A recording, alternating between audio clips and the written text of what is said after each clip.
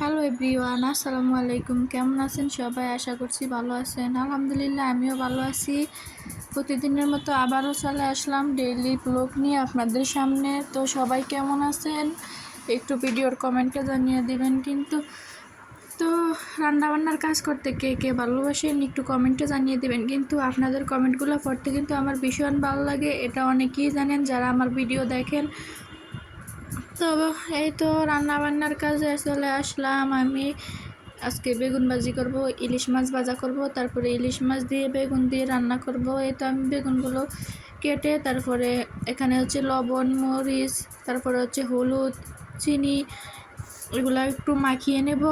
চিনি দিলে হয় কি বেগুনটা একটু ক্রিস্পি হয়, খেতে কিন্তু অনেক মজা হয়। বেগুন ভাজিটা চিনি দিলে কিন্তু স্বাদটা দ্বিগুণ বেড়ে যায় আমার কাছে মনে হয়। তো আমি বেগুন ভাজি করলে কিন্তু চিনি দেই। তো এই তো সবগুলো একটু ভালো করে মাখা জাকা করব। এই বেগুন ভাজি কিন্তু আমিও পছন্দ করি, তারপর হচ্ছে বাবুও পছন্দ করে, বাবুর বাবুও পছন্দ করে। বেগুন ভাজা কিন্তু সবাই পছন্দ করে আমাদের। তো এই তো আবার মাছগুলো আমি মাখিয়ে আনিছি লবণ, মরিচ, হলুদ দিয়ে। তো মাখা জাকা করে তারপরে রান্না বসাবো চুলাতে। তো আমি অলরেডি এক চুলায় ভাত বসিয়ে দিছি, আরেক চুলায় তরকারি বসিয়েই দিছি। তো এই তো আমি আমার মশলাটা কষানো হয়েছে, তারপরে মাছগুলো দিয়ে দিচ্ছি, আর কিছু আলু দিব বেগুনের সাথে। তো আমার কাছে মনে হয় যে কোনো তরকারির সাথে একটা ছোট্ট হলেও একটা আলু দিলে আমার কাছে মনে হয় যে স্বাদটা একটু বেড়ে যায় তরকারির। তার জন্য আমি এই তো আলু দিছিলাম আর বেগুন দিছিলাম। তো আমার রান্নাটা তো অনেকটাই হয়ে গেছে, আমি জল দিয়ে দিছিলাম।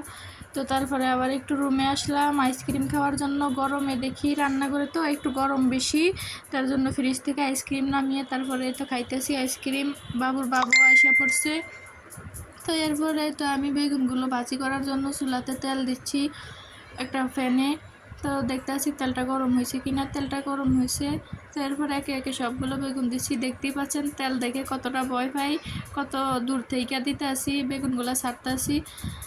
তো আমি একবারে একটা ফ্রাই প্যানে একবারেই ভেজে ফেলবো, তার জন্য যেহেতু মাছও দুইটা, ওর জন্য আর পরে আবার ঝামেলা, তার জন্য। তো আমার এই তো এক পিঠটা মোটামুটি হয়ে গেছে, আমি একটু উল্টিয়ে দিচ্ছি।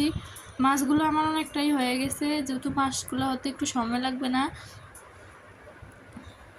তো এই তো আমার ওই এক ফিটটা ভালোভাবেই হয়ে গেছে, এখন আরেক ফিট হলে তারপরে আমি উঠিয়ে ফেলবো। তো মাছগুলো আমার হয়ে গেছে, তার জন্য আমি এই যে মাছগুলো আগে উঠিয়ে নিচ্ছি, তারপর আমি বেগুনগুলো উঠিয়ে নেব।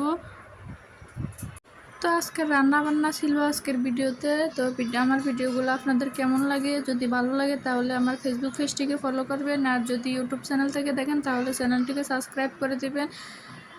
তো এই তো আমার সব ভাজা হয়ে গেছে, আমি তো তেলটাকে উপরে দিয়ে দিচ্ছি, অবশিষ্ট তেল যতটুকু ছিল। তো এই তেলটা কিন্তু আমার কাছে খেতে ভালো লাগে।